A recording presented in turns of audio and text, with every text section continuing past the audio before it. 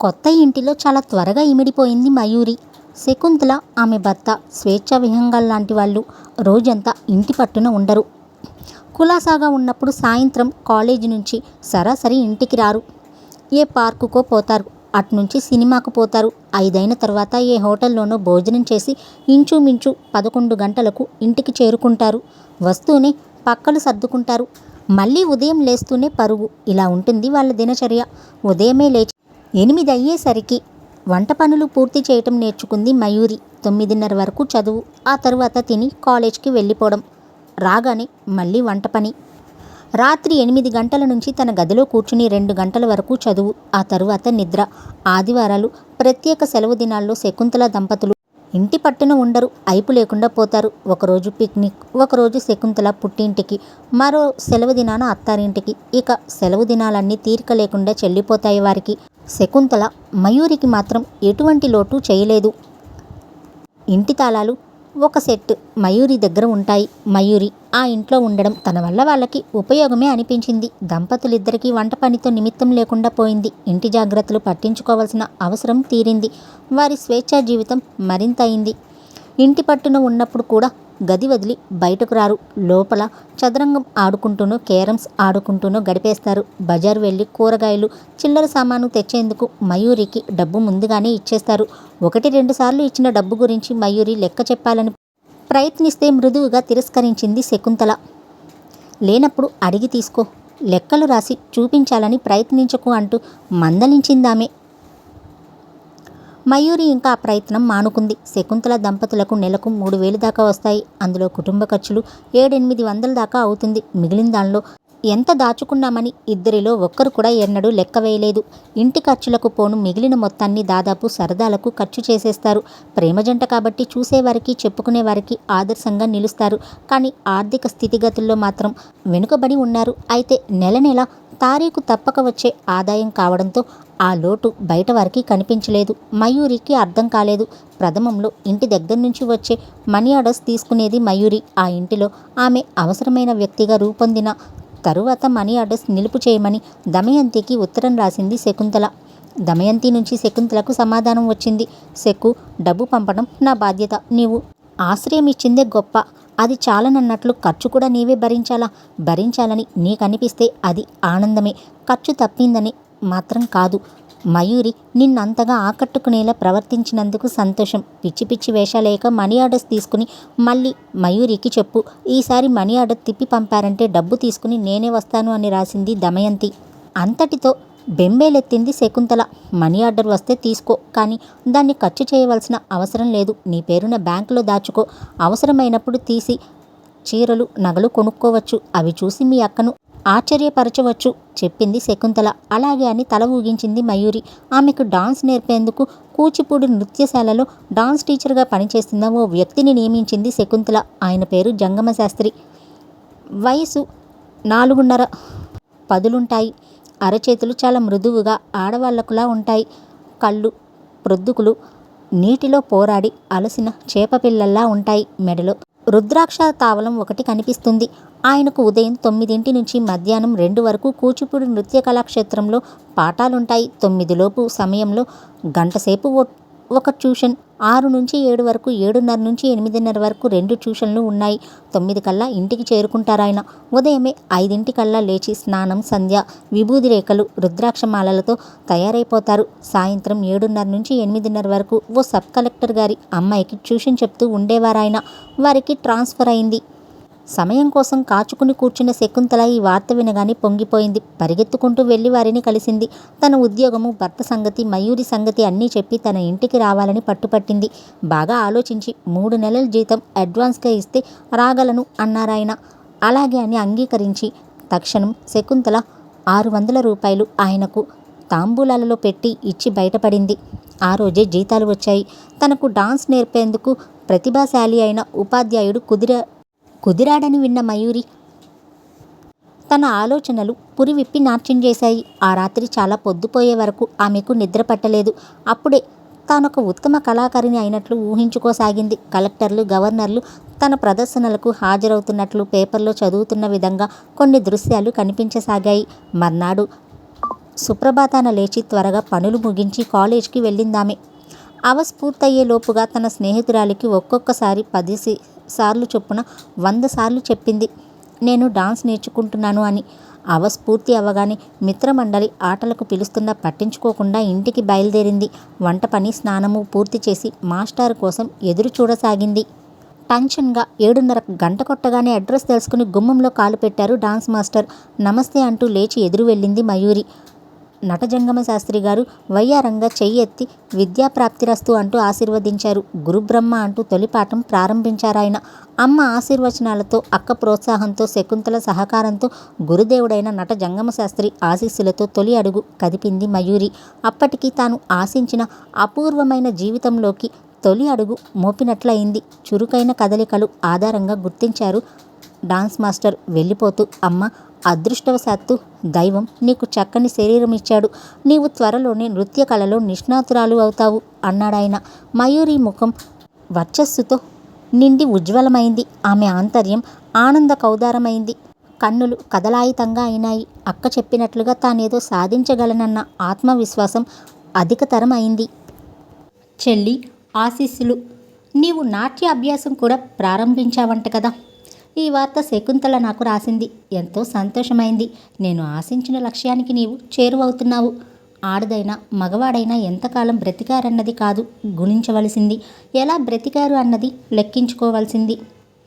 ఆడపిల్లల వ్యక్తిత్వంలో నేను ఆశించే ఉత్తమ గుణాలు 2 నీకున్నాయి. ధైర్యము, నిజాయితీ. ఈ 2 లక్షణాలను నీవు అలవర్చుకోవాలి. ఇక నుంచి ప్రతి నెల నీవు నాకు ఒక ఉత్తరం రాయాలి. నా నుంచి ఏది దాచుకోవాలని ప్రయత్నించకుండా ఏమి రాయాలని అనిపిస్తే అదంతా రాయి. ప్రతి నెల నీవు సాధించిందేంటో, సాధించదలుచుకున్నది ఏమిటో దానిలో ఉండాలి. అది నీ ప్రోగ్రెస్ రిపోర్ట్ అన్నమాట. అయితే ధైర్యము, నిజాయితీ అవసరం కాబట్టి నీ వైఫల్యాలను ఒప్పుకుంటూ రాయి. నీకు ఎప్పుడు ఎలాంటి అవసరం కలిగినా నీతో సహకరించేందుకు నీ వెనుక నేనున్నానని మర్చిపోకు.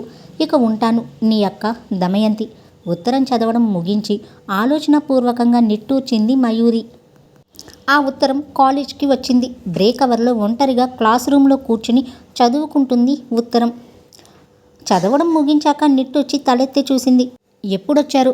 విద్యార్థినులు అందరూ ఆమె వెనుక నిలబడి నిశ్శబ్దంగా నవ్వుకుంటున్నారు. నీ వెనుకనే ఉన్నాము అన్నది వెక్కిరింపుగా ఓ అమ్మాయి. నువ్వు కాదే, మయూరి వెనుక ఉన్నది నేను అన్నది మరొక ఆమె. అందరూ కలకలా నవ్వేశారు. ఎవరోయ్, మీ అక్కగారా అని ఒకరు, పేరు దమయంతి కదూ అని మరొకరు.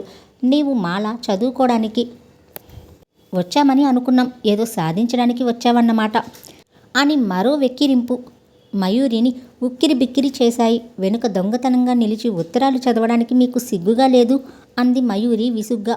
అందరం నీలా కాందిసీకులం కదోయ్. తల్లిదండ్రులను విడిచి నగరానికి చదువు కోసం వచ్చిన వలస ప్రాణులం.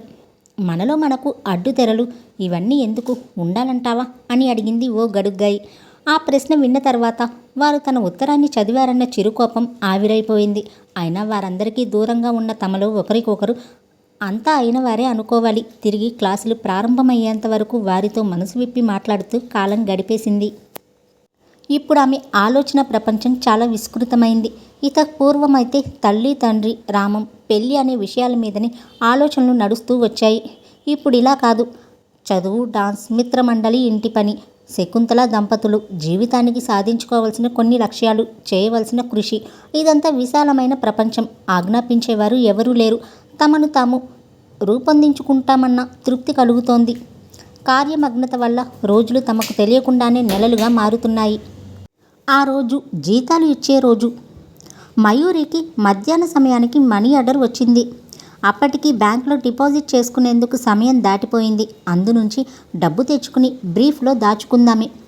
ఆ రాత్రి కాలేజ్ నుంచి శకుంతల దంపతులు ఇంటికి రాలేదు. అటు నుంచి సినిమాకు మరో కాలక్షేపానికో వెళ్ళిపోయినారు. డాన్స్ టీచర్ నటజంగమ శాస్త్రి గారు వచ్చి కొత్త పాఠాలు చెప్పి వెళ్ళిపోయారు. తాను భోజనం ముగించి శకుంతల దంపతులకు టేబుల్ మీద అన్నీ అమర్చి చదువుకుంటూ కూర్చుంది మయూరి.